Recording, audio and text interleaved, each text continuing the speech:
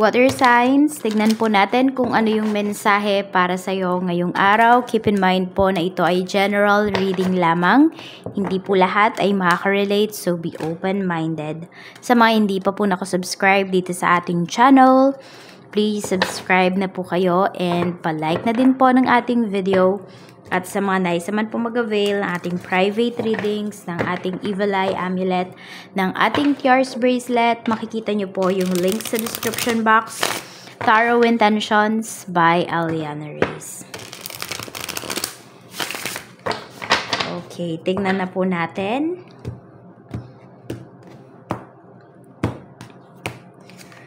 We have the Devil. Okay, so bago pa kasi ako pumikap nito, red shoes yung nakikita ko dito.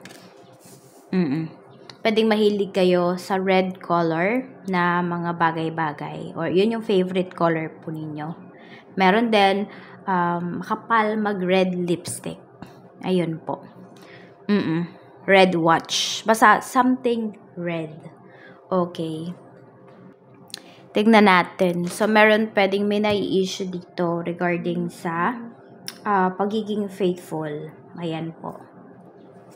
Meron tayo ditong 6 of coins. Meron ba dito na meron kayong hindi kakilala, kung hindi, pwedeng sa family members po ninyo, pwedeng asawa ninyo. Galante sa sugal, pero nagkukuripot sa inyong pamilya. Meron ba? Kasi pwedeng yun yung pinapakita dito. Ayan. Pwede rin pagdating sa sarili niya, talagang bigay todo siya. Pero, ayun, hindi siya water signs, mapagtulong. Ganun. Siguro, iniingatan niya lang din talaga yung kinikita niya. At gusto niya i-enjoy yung kinikita niya dito. Meron namang matulungin, pero laging, masama pa. Alam mo yung tumutulong na nagiging masama pa yung tingin. Parang siya pa yung napapasama. We have Knight of Swords. Kaya siguro yung iba dito, nadala na rin kayo na tumulong kasi nga, laging ganun yung nangyayari. Parang kayo pa yung nasisisi. Tignan natin pagdating sa family. Okay, tignan natin. Yun yung pinapakitang energy kasi dito. Tumulong ka na nga, nasisi ka pa.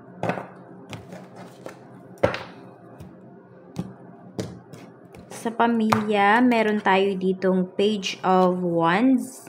Meron bang pinapagawa dyan sa lugar ninyo or dyan sa family po ninyo? I mean, sa compound ninyo, kung compound man po kayo. More on yun kasi ang pinapakita rito. We have 7 of Wands. Okay. Meron napakasipag. Yun yung nakikita ko dito. Sa family mo, may masipag. Tapos, nai-stress siya, nape-pressured siya. Pwedeng ikaw to, water signs, nape-pressured ka kasi ang daming pinapagawa, ang daming expectations sa'yo ng family mo. Pwede rin naman, kayo pala to sa anak ninyo. You know, nape-pressure pala siya, nai-stress pala siya. Tapos, pwedeng naglilihim na siya sa inyo dahil sa sobrang pressured niya sa kanyang family. We have 10 of Cups. Pagdating po yan sa friends, ayan, sa friends we have 10 of Cups. Meron tayo ditong the Hierophant. Masabi ko naman dito na good influences naman sa inyo, yung mga kaibigan po ninyo. Water signs, ayan. Nagkakasundo-sundo naman po talaga kayo dito. Meron dito, malapit kayo sa mga LGBTQ. Yan. We have 10 of Wands pagdating naman sa love life. So, stress na kayo pagdating sa love life ninyo. Pwedeng lagi kayo yung nag-e-effort, lagi kayo nagbibigay, or alam mo na merong third party yung person mo. Mukhang yun yung lagi nyong pinag-aawayan. Meron naman po dito, kaya nababaling yung atensyon ng person mo kasi pwedeng lagi ka na lang nakatutok sa trabaho. Ayun. Pero mali pa rin yun, hindi ba?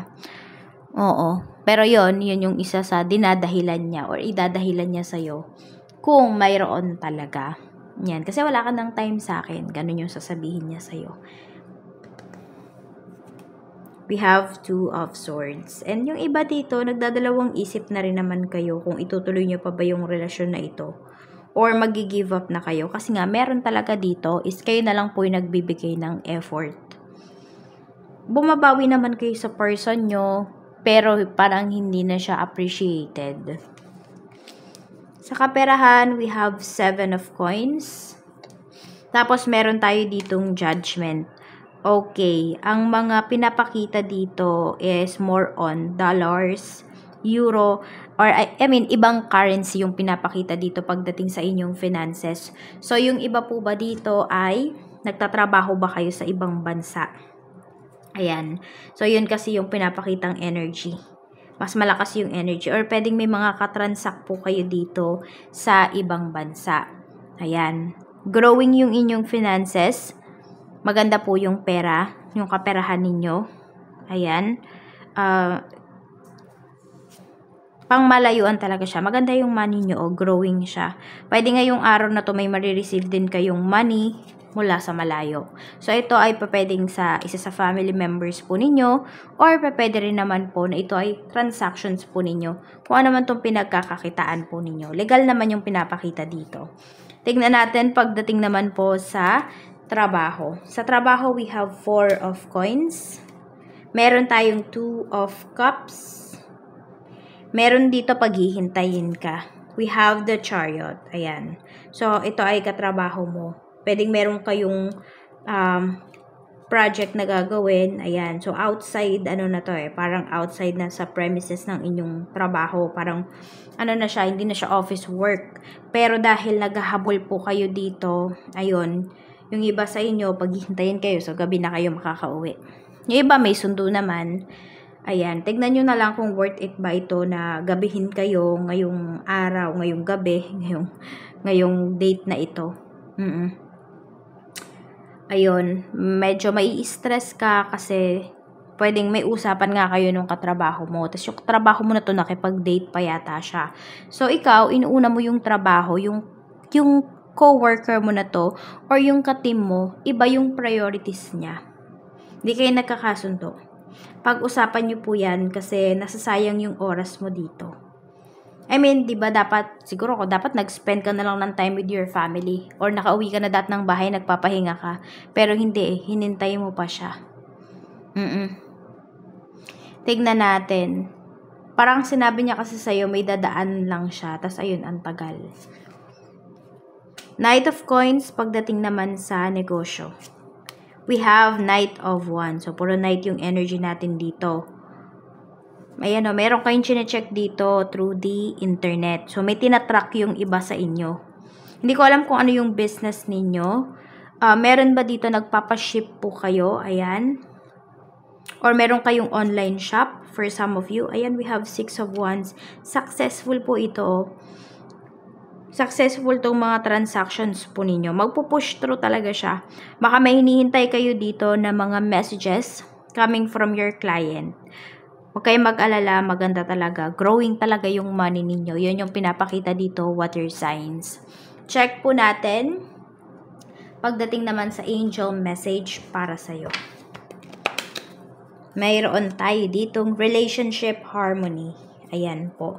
Sabi sa'yo dito ni Archangel Raguel, we angels are opening the hearts of everyone involved. Arguments and conflicts are being resolved now. Okay, so pwedeng meron talaga babawi po sa inyo or kayo yung babawi sa person ninyo. Meron din naman pinapakita dito kung hindi na talaga siya maayos, ibig sabihin po yung tao na yon ay hindi talaga para sa inyo. Some of you, matatanggap nyo kaagad. Okay, meron naman dito yung mga awakened. Ayan, mas matatanggap ninyo agad yung nangyari dito sa situation na ito, sa relationship na ito. Hindi lang po to regarding sa sa love life. Any relationships po na mayroon kayo, maaayos siya. Okay, kung yung pag-aayos na sinasabi dito is maghihiwalay kayo nung taong yun, magsi-separate ways kayo, could be a friendship. So, yun, mas matatanggap po ninyo. Mas maluwag sa dibdib po ninyo. Blessings. We have a blessing to shield and safeguard you. So, may mga tao nga po talaga dito na hindi nakakabuti sa'yo at aalisin yun sa'yo ni universe. nalulungkot yung iba sa inyo. Yes, maiiyak kayo kasi minahal nyo talaga yung taong yun, yung friend nyo na yun. 'Di ba? Pero baka hindi talaga sila para magstay sa buhay po ninyo. May lesson lang talaga silang binigay. A blessing on your boundaries. Meron dito mga nanghihimasok na po sa iyong personal na buhay. Kaya, ayan, nandun din talaga na kayo mismo yung maglalagay ng boundaries. A blessing for unity where once there was division. May magkakaayos din talaga dito. May magre-reconcile pa po rito. Kaya, ayan, kung hinihintay nyo pa yung taong yon at nafe-feel mo talaga na mahal nyo pa yung isa't isa, pwede po talaga na magkaayos kayo, magkabalikan. 45, 33, 37. Yan po yung iyong lucky numbers. At yung lucky color mo ngayon is red. Ano nga ba yung meaning ng red? So, sacrifice po yan. May mga bagay talaga kayo na kailangan i-sacrifice. Means danger. So, di ba kapag kayo ng blood, pag nakapanaginip kayo ng blood, so, pwedeng may pupuntahan kayo, tas kinakabahan kayo, wag na kayong tumuloy. And also, red is being courageous din. Oo. Tapos, passion, about sexuality, we have also anger, love, and joy. So, halo-halo yung nararamdaman ng iba sa inyo dito ngayon. Tignan natin kung kaninong mensahe ba ito manggagaling. Diba? Pwedeng sa'yo ba to? Meron ka bang gustong sabihin or may gusto bang sabihin sa'yo yung isang tao? Tignan natin kung ano yun. We have, I didn't feel like I was on your level. You're a boss, I'm very insecure. So, pwedeng mismo ito, yung nai-insecure sa inyo, is yung karelasyon po ninyo. Meron naman dito, nai-intimidate po sa inyo. Meron ba dyan na water signs na nahihirapan kayong,